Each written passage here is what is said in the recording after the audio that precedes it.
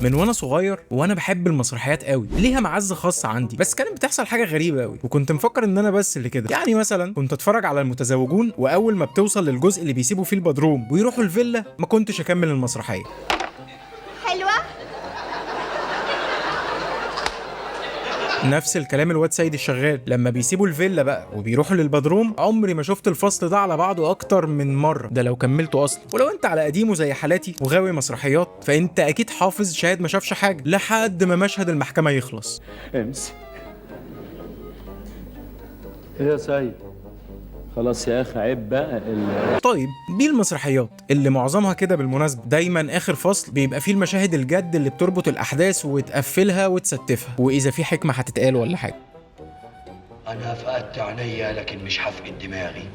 دماغي هي اللي بشوف بيها، دماغي هي اللي فضلالي. لكن في الافلام مفترض اننا ما نشوفش ده كتير، وده لان وقت الفيلم اقل بكتير من المسرحيه، نص الوقت تقريبا. فهنا مطلوب من الصناع يضحكوا في زمن اقل، وحتى لو في مشهد جد يقفل الفيلم يبقى مشهد عادي من بتوع السينما اللي هو يوم ما يطول هيبقى 3-4 دقايق، يعني مش ساعه ولا ساعتين زي المسرح، وده اسهل. وبالمناسبه من هنا جت فكره مسرح مصر لاشرف عبد الباقي. كنا ايام الفيديو بنجري الاستعراضات ونجري الدراما ونجري الحاجات دي ونجيب عشان تذهب لمناطق الضحك يعني. طب لو انا عملت مسرحيه كلها ضحك مدتها ساعه، هي دي الفكره اللي انا عملتها. وانا هنا مش بتكلم عن الافلام اللي كده كده وحشه وما بتضحكش، مش افلام قايمه رجعوا لي ال 100 جنيه بتاعت احمد كمال، لكن بتكلم عن الافلام الحلوه اللي هو تخليك تقول يا لو الفيلم ده كان كمل في المنطقه دي، او يا ريت الفيلم الفلاني خلص لحد هنا. زي فيلم ايه؟ فول الصين العظيم. وهتسافر 18 ساعه وقاعد ساكت كده؟ امال اقف ساكت؟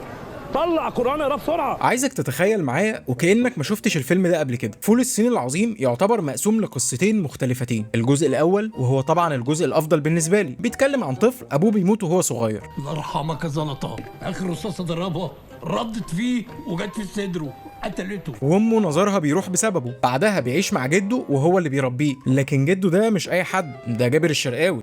انا جابر الشرقاوي عم أشقة مصر، مجرم وتاجر مخدرات وزعيم عصابة قد الدنيا، وبقية العصابة يبقوا اعمام الطفل ده ويكرهوه كره العمى.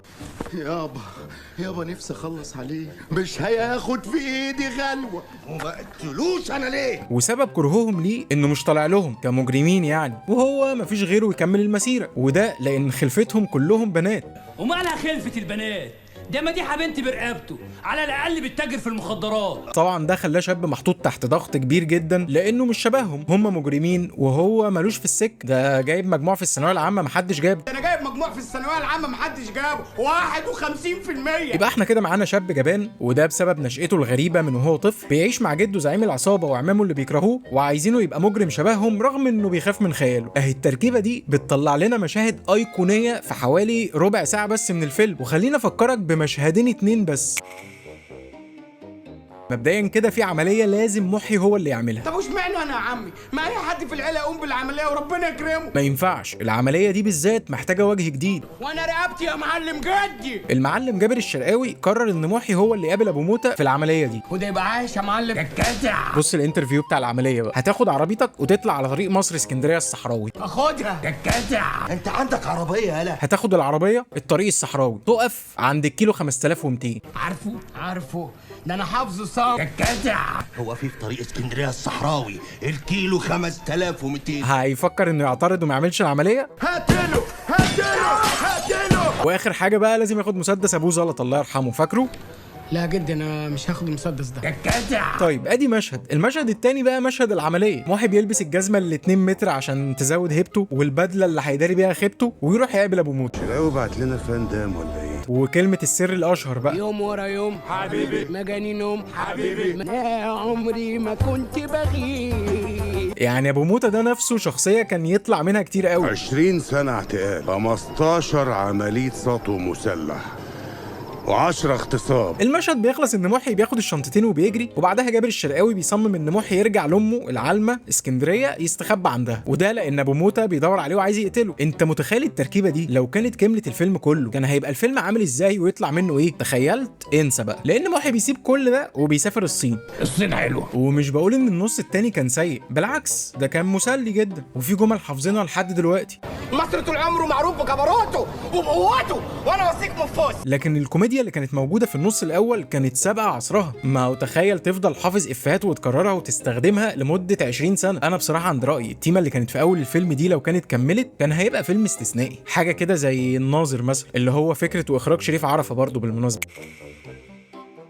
وفي نفس السنة ونفس فكرة البطل اللي بيسيب بلده ويسافر، محمد سعد بيعمل فيلم عوكل. اسمي عوكل برو عبد التواب الجن. وخد عندك بقى نص إفيهات العالم في أول نص ساعة بس، مش هتلاحق على الضحك يا معلم. تقريبا مفيش مشهد واحد بيجلي. وعايز كده بقى أنا عايزك تجهز وتحصلني على استوديو مصر. عارفه اللي في الزقازيق. ايوه هو ده. شوف أنا هقول لك على حاجة، طول ما انت بتخبي مني السجاير عمر ما ربنا هيبارك لك ابدا. أول نص ساعة من الفيلم ده كانت أسطورية. عوكل السمكري اللي بيحب التمثيل، بس انا بفرج كده وتضرب معايا وابارك بسليمائي وليه معجبين في الحاره كلها. وأوشا خطيبته، على ايه ده كله؟ الله مليجي يا وشا. ماله المليجي ده حمل وديع. ومليجي أخوها الأمارتي اللي بيقلب عوكل أول بأول في فلوسه. هات 20 جنيه. ليه بيجي خسران؟ وست قطاطة دي حوار طبعا لوحدها، لدرجة انه عمل لها مسلسل بعد كده. لكن للأسف عوكل بيسيب العالم ده وبيسافر تركيا وبيحرمنا نشوف بقى مليجي وأوشا وقطاطة تاني.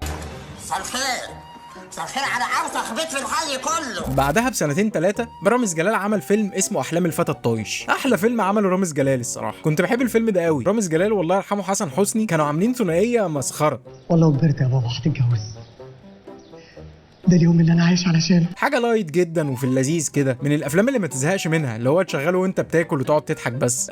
شاب روش وابوه متصابي وبيحب جارتهم، عايشين مع بعض لوحدهم والاتنين اتفه من بعض. بس حتى طص وشك بشويه ميه. بعماصي ولا لا يا بابا؟ بعماصه. ابوه بياخده عشان يتقدم لجارته فبيتفهموا غلط وبيدبس ابنه في جوازه، وصاحبه الكومبارس اللي عامل نفسه نجم سينما.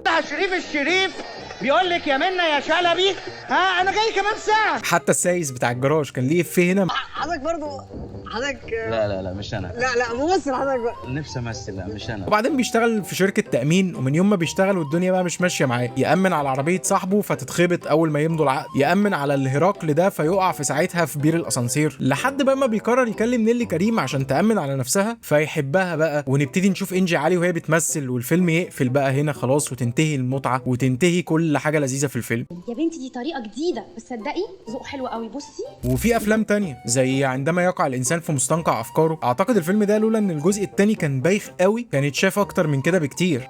وغاليه انت بصت ايد الراجل هو انت كفتس. كتكوت برضو الجزء الاول منه ألذ بكتير قوي. ايه يا كبير اما الرجال كده ليه؟ التجربه الدنماركيه قلش في الجزء التاني منه برضو. امال فين الفطار؟ وبس كده يعني، دي كانت حلقه خفيفه عن انصاص الافلام الحلوه. فما تنساش تعمل لايك لو الحلقه عجبتك، اشترك في القناه عشان تشوف الحلقات اللي جايه، وربنا يبعت لك ايام حلوه ايا كان مكانك على وجه الارض.